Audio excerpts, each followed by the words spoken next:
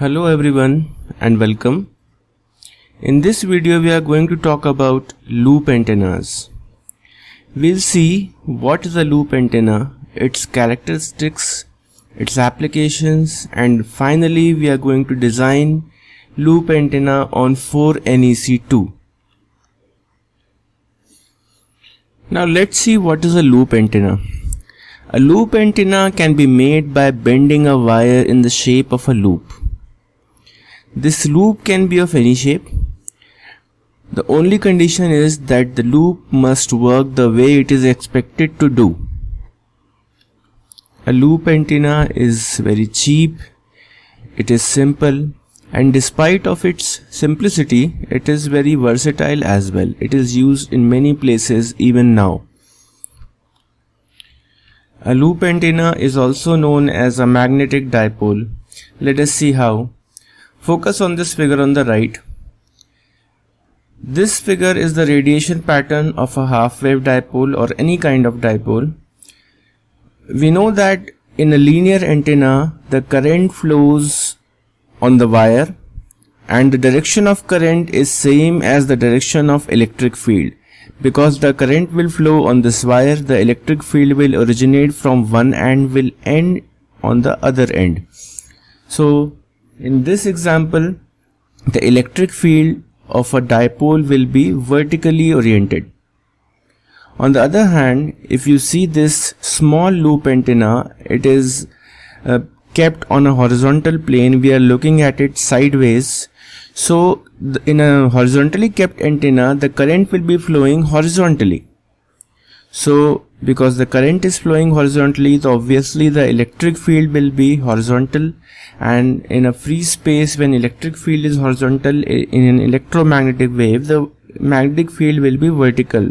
So one can see that the radiation pattern looks exactly similar, but if you see internally that in an electromagnetic wave which is emitted from a half-wave dipole, electric field is vertically polarized. On the other hand, in a small loop antenna, the magnetic field is vertically polarized. That is why this small loop antenna is known as a magnetic dipole. A loop antenna comes in both varieties. It is also called as a small loop antenna and a large loop antenna.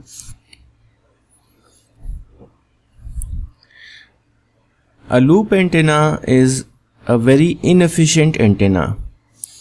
The only reason of it being inefficient is that it has a very low radiation resistance or antenna impedance. Because it is made of a wire which is bent in the shape of a loop, it is obvious that its radiation resistance is of the order of the resistance of the wire, which can be 10 ohms or so. So, because of its simplicity, it is still being used and these disadvantages are ignored.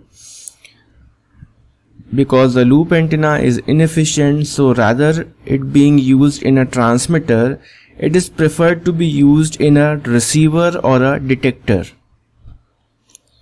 A loop antenna can be used in a field probe.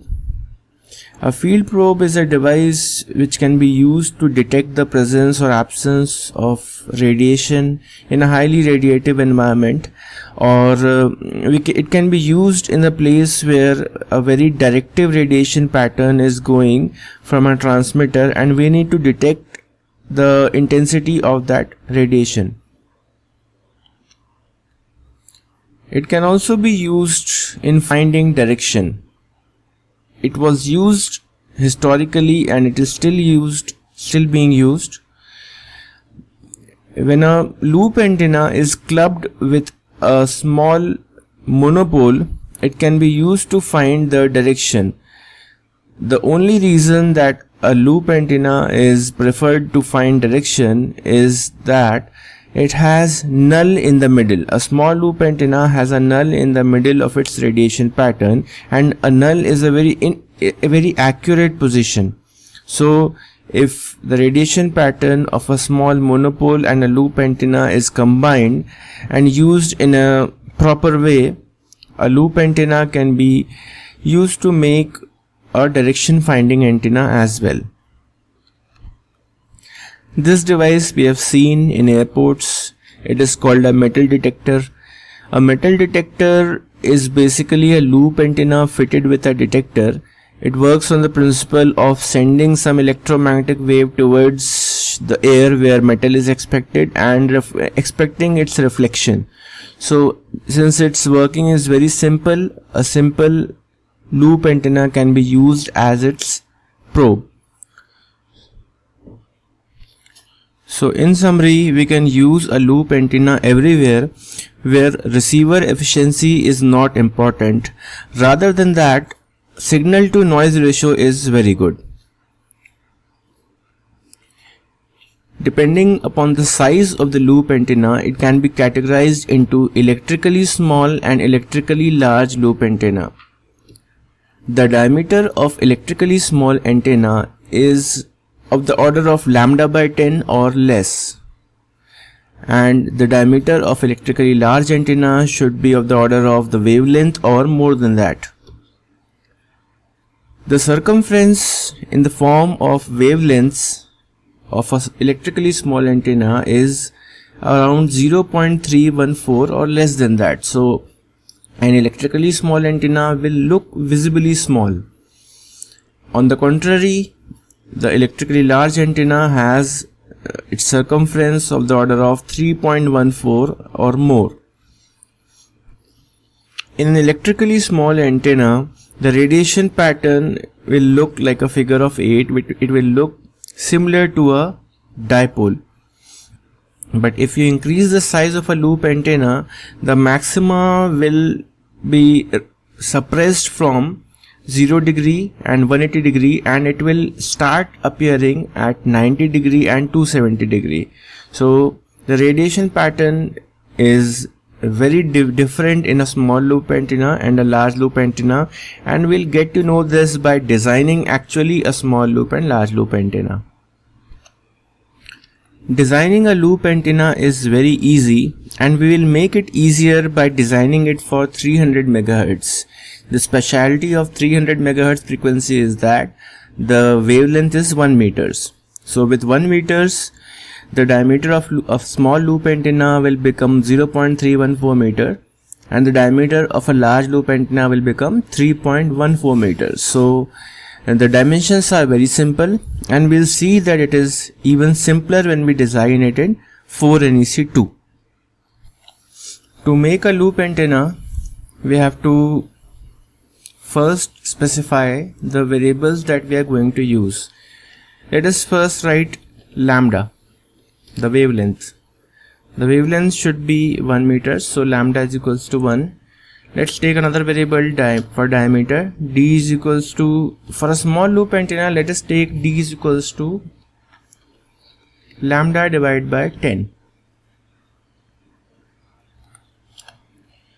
And in geometry tab, we have to make a circle. And the circle, to make a circle, there is an option known as arc. And arc enables us to make the portion of a circle. So obviously we can make a complete circle as well. Let's name this arc 1. The number of segments can be kept anything. Let's keep it 50. And the arc radius is actually the diameter divided by 2. We have kept the diameter as D. So let's divide it by 2. Angle 1 and angle 2 are the starting and the ending angle of the arc, and since we are going to make a complete circle, we have to complete 360 degree using these two angles. So it can be from 0 to 360 degree, or it can be from -180 to +180. So we have to complete a circle anyhow. And the wire radius is the gauge of the wire. It can be anything, so let's keep it 0.001, the thickness of the wire. And let's now proceed to source load. We have to give supply to this loop that we have just made. So let's name this supply as 1. This segment, in this segment option, we should specify the segment number at which we need to supply our loop antenna, and the loop antenna is symmetrical from everywhere, so it doesn't matter if I choose any of the segment number. So let's choose it 1. The supply can be 1 volt or anything like that. Imaginary is 0. Now let's proceed to frequency ground tab. Our design frequency was 300 megahertz as we decided, so let's keep it 300 megahertz and now save it.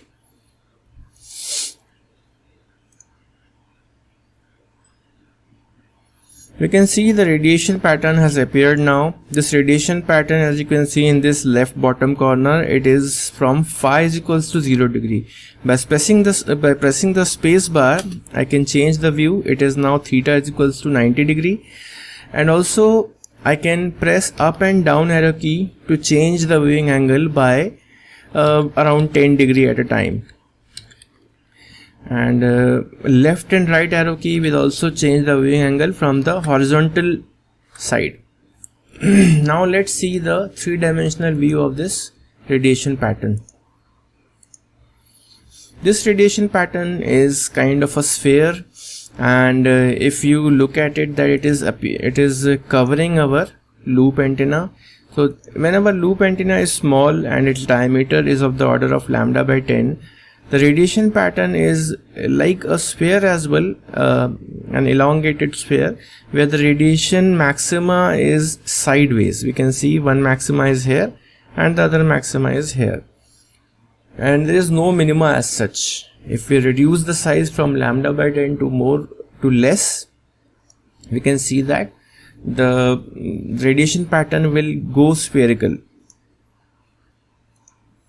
Now let us go to the editor again. We'll increase the diameter from lambda by 10 to lambda by 8,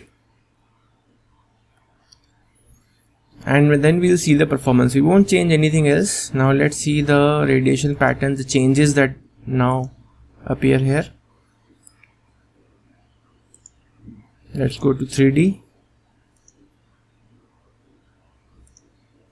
Now you can see that the radiation pattern has elongated a little more.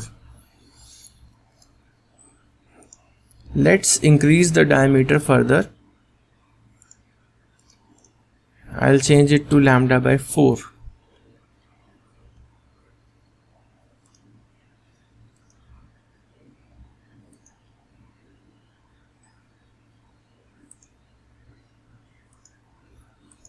The changes in the radiation pattern are now significant.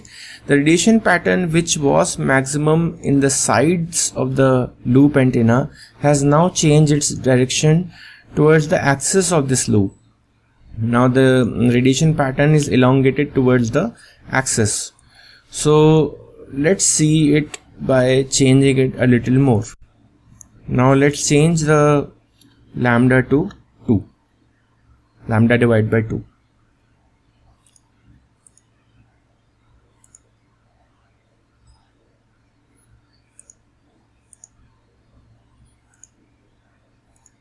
Now if you see that it is elongated a little more, the maximas are now more intense. They are around 4.09 dBi. So we can see that if the diameter of a loop antenna is increased, and it is from a small loop antenna, if we approach towards the large loop antenna and the diameter becomes of the order of lambda by 2 or lambda, this elongation towards the axis increases. So we can now imagine that what is the difference between the radiation pattern of a small loop antenna and a large loop antenna. If we try to increase the diameter a little further, now let's do it a last time. Make it d is equals to lambda.